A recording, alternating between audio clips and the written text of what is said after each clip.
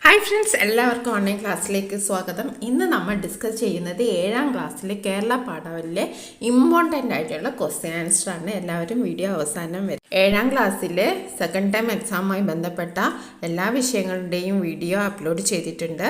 എല്ലാവരും playlist check ചെയ്യുക.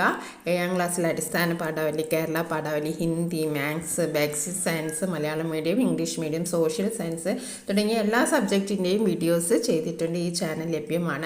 നിങ്ങളെല്ലാവരും വീഡിയോസിന് കാണാൻ വേണ്ടിയിട്ട് പ്ലേലിസ്റ്റ് ചെക്ക് ചെയ്താൽ മതി. അതിൽ ഓരോ സബ്ജക്റ്റിൻ്റെയും സെപ്പറേറ്റ് ആയിട്ട് വീഡിയോ തരംതിരിച്ചിട്ടുണ്ട്. ഓക്കെ, അപ്പോൾ നമുക്ക് പ്രധാനപ്പെട്ട ചോദ്യോത്തരങ്ങൾ നോക്കാം. കഥാപാത്ര നിരൂപണം ഒരു ഇമ്പോർട്ടൻ്റ് ചോദ്യമാണ്. ഇപ്പോൾ നമ്മൾ ഇവിടെ ഇപ്പം പറയുന്നത് 2-3 കഥാപാത്ര നിരൂപണം ഈ വീഡിയോ ഉൾപ്പെടുത്തിയിട്ടുണ്ട്. അപ്പോൾ എന്തായാലും നിങ്ങളതൊക്കെ പഠിച്ച് വെക്കണം. കഥാപാത്ര നിരൂപണം ഉണ്ടാകും, അതേപോലെ തന്നെ ഒരു പ്രൊഫൈൽ എഴുതാനുണ്ടാവും. അപ്പം അതൊക്കെ സ്ഥിരം ചോദ്യങ്ങളാണ്. അപ്പോൾ ഏതാണ് വരിക എന്നുള്ള ഒരു കൺഫ്യൂഷനേ ഉള്ളൂ. അപ്പോൾ നമ്മൾ 2-3 കഥാപാത്ര നിരൂപണം പഠിച്ചു വെക്കുക. അതേപോലെ തന്നെ ആദ്യത്തെ ചോദ്യം, മങ്ങാട്ട് മന്തപ്പൻ എന്ന ധീരയോദ്ധാവ് കതിവന്നൂർ വീരൻ തെയ്യമായി ജനമനസ്സുകളിൽ ജീവിക്കുന്നു. കതിവന്നൂർ വീരൻ എന്ന പാഠഭാഗത്തെ സൂചനകൾ പ്രയോജനപ്പെടുത്തി മന്തപ്പൻ എന്ന കഥാപാത്രത്തെക്കുറിച്ച് നിരൂപണം തയ്യാറാക്കുക. ഇപ്പം മന്തപ്പൻ എല്ലാവർക്കും അറിയാം, നമുക്ക് നോക്കാം. ഏറെ കാലത്തെ ദാനധർമ്മങ്ങളുടെയും വ്രതപൂജകളുടെയും ഫലമായി മേത്തളി ഇല്ലത്ത് കുമാരപ്പൻ്റെയും പരക്ക ഇല്ലത്ത് ചക്കിയമ്മയുടെയും പുത്രനായിട്ടാണ് മന്തപ്പൻ്റെ ജനനം. അപ്പോൾ മന്തപ്പൻ ജനിച്ചത് ഏറെക്കുറെ കാത്തിരിപ്പിന് ശേഷമാണ് മന്തപ്പൻ ജനിച്ചത്. അപ്പോൾ ഏറെ കാലത്തെ ദാനധർമ്മങ്ങളുടെയും വ്രതപൂജകളുടെയും ഫലമായിട്ടാണ് മന്തപ്പൻ ജനിച്ചത്. 12 വയസ്സ് വരെ അവൻ കളിച്ചിരിയും കളരിയുമായി കഴിഞ്ഞുകൂടി. 12 വയസ്സ് വരെ കളിച്ചിരിയും കളരിയുമായി കഴിഞ്ഞുകൂടി. നിങ്ങളെല്ലാവരും ഇതോടൊപ്പം തന്നെ പഠിച്ചു പോകണം. 12 വയസ്സ് വരെ അവൻ കളിച്ചിരിയും കളരിയുമായി കഴിഞ്ഞുകൂടി. അസ്ത്രവിദ്യയിൽ അഗ്രഗണ്യനായി എന്ന് പറഞ്ഞാൽ മുന്നിൽ, ഏറ്റവും മുന്നിൽ എന്നാണ് അർത്ഥം. അസ്ത്രവിദ്യയിൽ അഗ്രഗണ്യനായി. ആയോധന കലയോട് അടങ്ങാത്ത പ്രതിപത്തിയായിരുന്നു മന്തപ്പന്. ആയോധന കലയോട് വളരെ ഇഷ്ടമായിരുന്നു. പ്രതിപത്തി എന്ന് പറഞ്ഞാൽ ഭയങ്കര ഇൻട്രസ്റ്റ്. ആയോധന കലയോട് അടങ്ങാത്ത പ്രതിപത്തിയായിരുന്നു മന്തപ്പന്. എന്നാൽ എന്താ സംഭവിച്ചത്? അത് തിരിച്ചറിയാനോ അവൻ്റെ കഴിവിനെ പ്രോത്സാഹിപ്പിക്കാനോ പിതാവിനായില്ല. അവിടെയാണ് ഒരു കഥയുടെ ട്വിസ്റ്റ് എന്ന് പറയുന്ന പോലെ. ആയോധന കലയിലും അതേപോലെ അസ്ത്രവിദ്യയിലും അപാരമായ കഴിവുണ്ടായിരുന്നു മന്തപ്പന്. പക്ഷെ അത് തിരിച്ചറിയാൻ അവൻ്റെ കഴിവിനെ പ്രോത്സാഹിപ്പിക്കാനോ പിതാവിനായില്ല. തൻ്റെ കഴിവിനെ അംഗീകരിക്കാത്തതിൽ പ്രതിഷേധിച്ച് അവൻ വീട് വിട്ടിറങ്ങി. അപ്പം അതിൽ പ്രതിഷേധിച്ച് മന്തപ്പൻ വീട് വിട്ടിറങ്ങുകയാണ്. എങ്കിലും ആയോധന കലയോടുള്ള ആഭിമുഖ്യം അവനിൽ ഒളിമങ്ങാതെ കിടന്നു. വീട് വിട്ടിറങ്ങിയാലും ആയോധന കലയോടുള്ള ആ ഇൻട്രസ്റ്റ്, താല്പര്യം വിട്ടിരുന്നില്ല. അവനിൽ അത് ഒളിമങ്ങാതെ കിടന്നു. അപ്പോൾ നമ്മൾ ഈ മലയാളത്തിൽ എഴുതുമ്പം നമ്മൾ കുറച്ച് വാക്യങ്ങൾ, നല്ല അടിപൊളി വാക്യങ്ങളൊക്കെ ഉപയോഗിക്കണം. എന്നാലും നമുക്ക് കുറച്ച് മാർക്ക് കിട്ടും. പൊളിമങ്ങാതെ കിടന്നു എന്നൊക്കെ പറഞ്ഞിട്ടുണ്ടെങ്കിൽ അവന് ആ താല്പര്യം ഉണ്ടായിരുന്നു, ആ താല്പര്യം നശിച്ചു പോയിട്ടില്ല എന്നാണ് അതിൻ്റെ അർത്ഥം. എങ്കിലും ആയോധന കലയോടുള്ള ആഭിമുഖ്യം അവനിൽ ഒളിമങ്ങാതെ കിടന്നു. ഭാര്യ ചെമ്മരത്തിക്ക് തന്നോട് ഇഷ്ടക്കേടുണ്ട് എന്ന തോന്നൽ അവനെ മാനസികമായി തളർത്തി. ഓക്കെ, എങ്കിലും വീറും വാശിയും അവനിൽ നിന്ന് ചോർന്നു പോയില്ല. ആക്രമണത്തിന് വന്ന കുടകുപടയോട് മന്തപ്പൻ കരുത്തോടെ പോരാടി.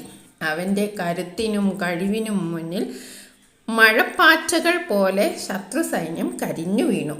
ശേഷിച്ച ശത്രുക്കൾ അവൻ്റെ ധീരതയിലും അസ്ത്രവിദ്യയിലും അമ്പരന്ന് തിരിഞ്ഞോടി.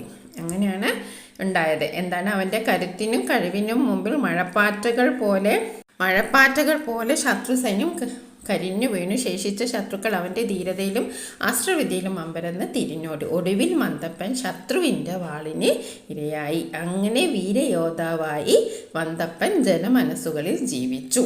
ഓക്കെ, അപ്പോൾ മന്തപ്പൻ്റെ കഥാപാത്ര നിരൂപണമാണ്, വളരെ ഇമ്പോർട്ടൻ്റ് ആണ്.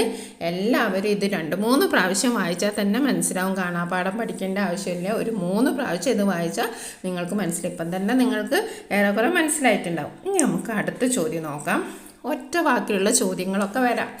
അർത്ഥവ്യത്യാസം വരാതെ ഒറ്റ വാക്യമാക്കുക. ഒട്ടും താമസിച്ചില്ല, ആയുധം കയ്യിലെടുത്ത് അവൻ പറഞ്ഞു കൊടുങ്കാറ്റ് പോലെ. ഇതിനെ നമുക്ക് ഒറ്റ വാക്യമാക്കണം. അപ്പം എന്താ, എങ്ങനെ എഴുതാം? ഒട്ടും താമസിക്കാതെ ആയുധം കയ്യിലെടുത്ത് കൊടുങ്കാറ്റ് പോലെ അവൻ പാഞ്ഞു. അപ്പോൾ വാക്യത്തിന് അർത്ഥവ്യത്യാസമൊന്നും വന്നില്ല, എന്നാൽ അത് ഒരൊറ്റ 3 വാക്യം ഒരൊറ്റ വാക്യമായി. അപ്പോൾ നമ്മൾ അങ്ങോട്ടും ഇങ്ങോട്ടും തിരിച്ചു മറിച്ചൊക്കെ നമ്മൾ വായിച്ചു നോക്കുക. അപ്പോൾ നമുക്ക് തന്നെ തോന്നും ഇത് ശരിയാണ് എന്ന്. ഓക്കെ, അപ്പോൾ ഒട്ടും താമസിക്കാതെ ആയുധം കയ്യിലെടുത്ത് കൊടുങ്കാറ്റ് പോലെ അവൻ പാഞ്ഞു. ഇനി അടുത്ത ചോദ്യം നോക്കാം. CV രാമൻപിള്ളയുടെ മാർത്താണ്ഡവർമ്മ എന്ന ചരിത്ര നോവലിൽ യുവാവ് വെട്ടേറ്റ് ചിത്രം വരച്ചു കാണിക്കുന്നുണ്ടല്ലോ. ഈ ദാരുണ ദൃശ്യം കണ്ട് പ്രകൃതി പോലും സ്തബ്ധയായി പോയി. സംഭവം നടന്ന സ്ഥലത്തെ പ്രകൃതിക്കും മാറ്റവും യുവാവിൻ്റെ ചിത്രവും വാഗ്മയ ചിത്രമായി എഴുതി നോക്കൂ. വാഗ്മയ ചിത്രം എന്ന് പറഞ്ഞാൽ എല്ലാവർക്കും അറിയാമല്ലോ, നമ്മൾ ഒരു എന്താ പറയുക സിനിമ കാണുന്ന പോലെ നമ്മളത് പറയുമ്പോൾ ആ കാര്യം വായിക്കുമ്പോൾ നമുക്കത് നടന്ന പോലെ തോന്നണം. അതാണ് വാഗ്മയ ചിത്രം എന്ന് പറയുന്നത്. നമ്മളിതിന് മുന്നേ ഗാന്ധിജിയുടെ വാഗ്മയ ചിത്രമൊക്കെ നമ്മൾ പഠിച്ചിട്ടുണ്ട് ഓണം എക്സാമിന്. ഓക്കെ, അപ്പം നമുക്കൊന്ന് നോക്കാം. കാടിന് നടുക്കുള്ള ഒരു സ്ഥലം, രാത്രി കാലമാണ്. ചന്ദ്രൻ്റെ പ്രതിബിംബമാണോ എന്ന് തോന്നിപ്പിക്കുന്ന ഒരു നിഴൽ അവിടെ കാണപ്പെടുന്നു. അടുത്തു ചെല്ലുമ്പോൾ കാണുന്നത് അതിഭീകരമായ ഒരു ദൃശ്യമാണ്. പരുക്ക സ്ഥലത്ത് ചോര ഒലിപ്പിച്ച് അതിൽ മുങ്ങി മരണവേദന കൊണ്ട് ഒരു യുവാവ് പിടയുന്നു. കൈകാലുകൾ നിലത്തടിച്ച് നാരായണ എന്ന് നിലവിളിക്കുകയാണ്. ദേഹം വെട്ടേറ്റ് മുറിഞ്ഞിട്ടുണ്ട്. അതിൽ നിന്ന് രക്തം പ്രവഹിക്കുന്നു. വസ്ത്രം രക്തത്തിൽ കുതിർന്ന ശരീരത്തിൽ ഒട്ടിപ്പിടിച്ചിരിക്കുന്നു. തലപ്പാവ് ഒരു ചെടിമേൽ വീണ് കിടക്കുന്നു. വലതു കൈക്ക് സമീപം പിടിവിട്ട് കിടക്കുന്ന വാളിൽ നിറയെ രക്തം. വെട്ടുകളേറ്റ് മുറിഞ്ഞ പരിച അറ്റുചിതറി കിടക്കുന്ന ലതകളുടെയും ശാഖാഗ്രകളുടെയും ഇടയിൽ കിടക്കുന്നു. ഈ കാഴ്ച കണ്ട് ആകാശവീതിയിൽ സഞ്ചരിക്കുന്ന മേഘശകലങ്ങൾ അതിൻ്റെ വേഗത കുറച്ചിരിക്കുന്നു. വൃക്ഷലതാദികൾ നിശ്ചലരായി, കാറ്റും നിശബ്ദമായി. ഇങ്ങനെയാണ് ഒരു വാഗ്മയ ചിത്രം എഴുതേണ്ടത്. നമുക്ക് അടുത്ത ചോദ്യം ബി ക്വസ്റ്റ്യൻ നോക്കാം. മാതൃക പോലെ മാറ്റി എഴുതുക. വിണ്ടലം വിൺ പ്ലസ് സ്ഥലം. അതേപോലെ കണ്ണീർ, കണ്ണീർ നമ്മൾ എങ്ങനെ എഴുതുക? കൺ പ്ലസ് നീർ, കൺ പ്ലസ് നീർ കണ്ണീർ. അടുത്ത ചോദ്യം നോക്കാം. ഒരു ഡയറിയാണ്. രാജസദസ്സിൽ ജീൻ ക്രിസ്റ്റഫിൻ്റെ സംഗീത കച്ചേരി നടന്നു. അവാച്യമായ നാദപ്രവാഹത്തിൽ വേദിയും സദസ്സും ലയിച്ചു. കച്ചേരി അവസാനിച്ചപ്പോൾ കടലിരമ്പം പോലെ കരാഘോഷം. അന്നേ ദിവസം മുത്തച്ഛൻ ജിം മൈക്കിൾ എഴുതിയ ഡയറി കുറിപ്പ് സങ്കല്പിച്ച് എഴുതും. അപ്പം നമുക്കറിയാം ഡയറി കുറിപ്പൊക്കെ എഴുതുമ്പോൾ ആദ്യം തീയതി എഴുതണം. അപ്പം പിന്നെ നമ്മൾ ഇംഗ്ലീഷിലായാലും മലയാളത്തിലായാലും ഒക്കെ ആദ്യത്തെ സെൻറ്റൻസ് ഇങ്ങനത്തെ ഒരു സെൻറ്റൻസ് ആയിരിക്കും. ജീവിതത്തിലെ അവിസ്മരണീയമായ ദിവസമാണ്. ഇംഗ്ലീഷിലെന്ന് പറഞ്ഞാൽ unforgettable day in my life എന്നൊക്കെ എഴുതും. അത് നിർബന്ധമാണ്. അതായത് ആ ദിവസത്തിൽ നമ്മുടെ വികാരം എന്താണ്, നമുക്ക് സന്തോഷമാണോ സങ്കടമാണോ എന്നാണ് നമ്മൾ ആദ്യത്തെ ആ ലൈനിൽ എഴുതേണ്ടത്. എഴുതി കഴിഞ്ഞിട്ട് പിന്നെ നമ്മൾ ശ്രദ്ധിക്കേണ്ടത് ആദ്യത്തെ ലൈനാണ്. അപ്പോൾ ആ ഒരു ക്വസ്റ്റ്യനിൽ എന്താണ്, സങ്കടത്തിൻ്റെതാണോ അല്ലെങ്കിൽ സന്തോഷത്തിൻ്റെതാണോ എന്ന് നമുക്ക് വായിച്ചാൽ മനസ്സിലാവല്ലോ. അപ്പോൾ അതിനനുസരിച്ച് ആദ്യത്തെ ലൈൻ എഴുതണം. അപ്പോൾ എന്താ ഇത് എഴുതിയെന്ന് നോക്കാം. തീയതി എഴുതി. ജീവിതത്തിലെ അവിസ്മരണീയമായ ദിവസമാണിന്ന്. കൊച്ചുമകനിലൂടെ ക്രാഫ്റ്റ് കുടുംബം രാജസദസ്സിൽ വീണ്ടും ബഹുമാനിതനായിരിക്കുന്നു. സംഗീത പാരമ്പര്യത്തിൻ്റെ കരുത്തുണ്ടായിരുന്നിട്ടും നിർഭാഗ്യം പലപ്പോഴും എന്നെ തോൽപ്പിച്ചു. മകനിലൂടെ ആ ബഹുമതികൾ തിരികെ ലഭിക്കും എന്ന് പ്രതീക്ഷിച്ചു. അതും ഉണ്ടായില്ല. ഇന്ന് എൻ്റെ സ്വപ്നങ്ങൾ കൊച്ചുമകനിലൂടെ പൂവണിഞ്ഞിരിക്കുന്നു. ജീൻ ക്രിസ്റ്റഫിലൂടെ മുത്തച്ഛനായ ഞാനും ഇന്ന് ബഹുമാനിതനായി. അവൻ്റെ മുത്തച്ഛൻ എന്ന നിലയിൽ ഇനി എന്നെയും ലോകം അറിയും. അഭിനന്ദനത്തിൻ്റെ പുഷ്പവൃഷ്ടിയിൽ മൂടി എൻ്റെ കുട്ടി നിൽക്കുന്ന കാഴ്ച കാണാൻ ഈശ്വരൻ എനിക്ക് ഭാഗ്യം തന്നു. അപ്പോൾ ഇതൊരു ഇമ്പോർട്ടൻ്റ് ഡയറി കുറിപ്പാണ്. അപ്പം നിങ്ങൾ ഡയറി എഴുതുന്ന ഇതൊക്കെ ഇപ്പോൾ മനസ്സിലായല്ലോ. ഇനി അടുത്തത് ആസ്വാദനം തയ്യാറാക്കുക. കാടും കടലും എന്ന കവിതയാണ്. കാടിൻ്റെ പാട്ടും കടൽപ്പാട്ടും എന്നൊന്ന് കാറ്റ് പറഞ്ഞാണ് ഞാൻ അറിഞ്ഞത്.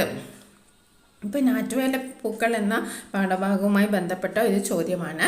രണ്ടും ഒരുപോൽ കറമ്പികളാണ് വിണ്ടലം ചൊന്നതും ഞാനറിഞ്ഞു.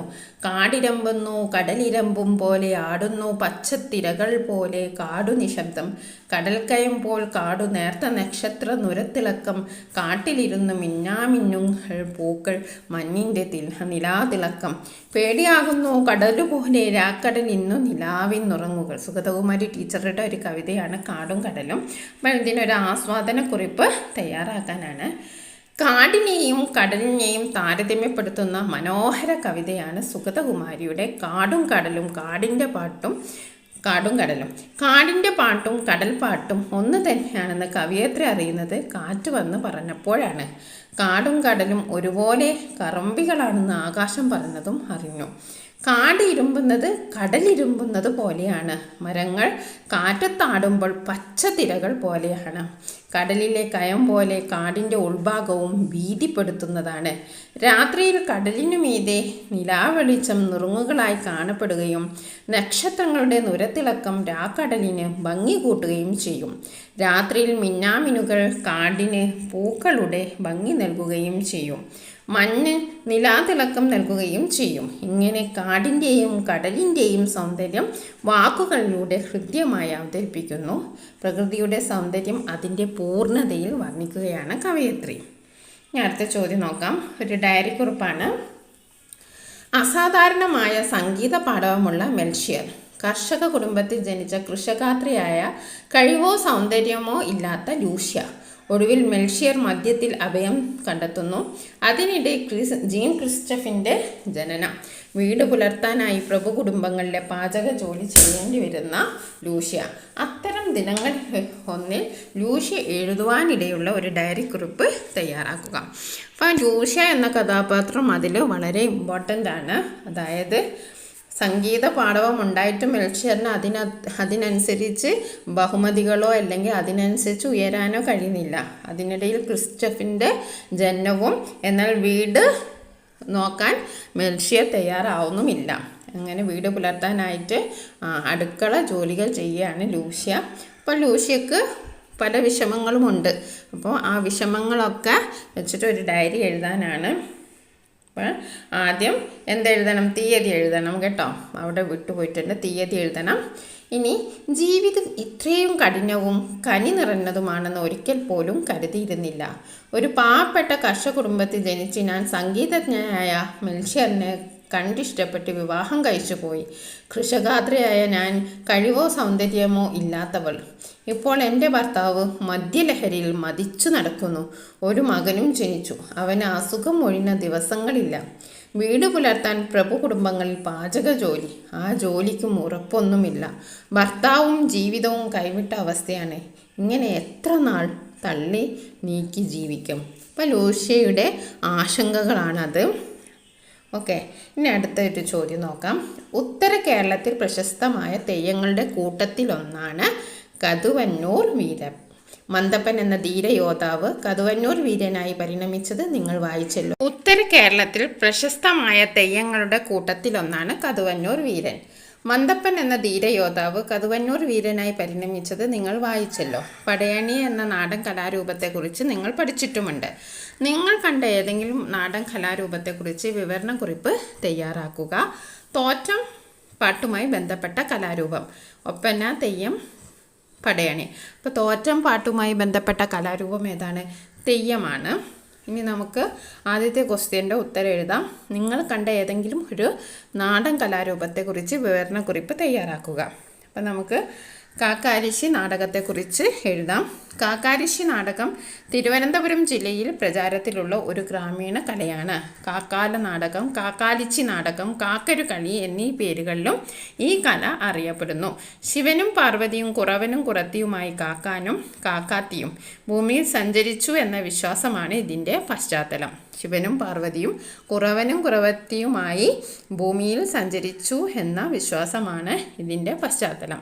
നൃത്തം, അഭിനയം, സംഗീതം എന്നിവയുടെ ചേരുവയാണ് ഈ കല. നൃത്തം, അഭിനയം, സംഗീതം എന്നിവയുടെ ചേരുവയാണ് ഈ കല. മൃദംഗം, ഇലത്താളം, ഹാർമോണിയം, ഗഞ്ചിറ തുടങ്ങിയ വാദ്യോപകരണങ്ങൾ കലാരൂപത്തിന് താളക്കൊഴുപ്പ് നൽകുന്നു. അപ്പോൾ ഈ വീഡിയോ ഇവിടെ അവസാനിക്കുകയാണ്. പ്രധാനപ്പെട്ട 6 ചോദ്യങ്ങളാണ് നമ്മളിവിടെ ഡിസ്കസ് ചെയ്തത്. അടിസ്ഥാന പാഠാവലിയും കേരള പാഠാവലിയുമായി ഒരുപാട് വീഡിയോസ് ഈ ചാനലിൽ അപ്ലോഡ് ചെയ്തിട്ടുണ്ട്. അപ്പോൾ നിങ്ങൾക്ക് അതൊക്കെ നിങ്ങളുടെ ക്രിസ്മസ് എക്സാമിന് ഉപയോഗപ്പെടുമെന്ന് വിചാരിക്കുന്നു.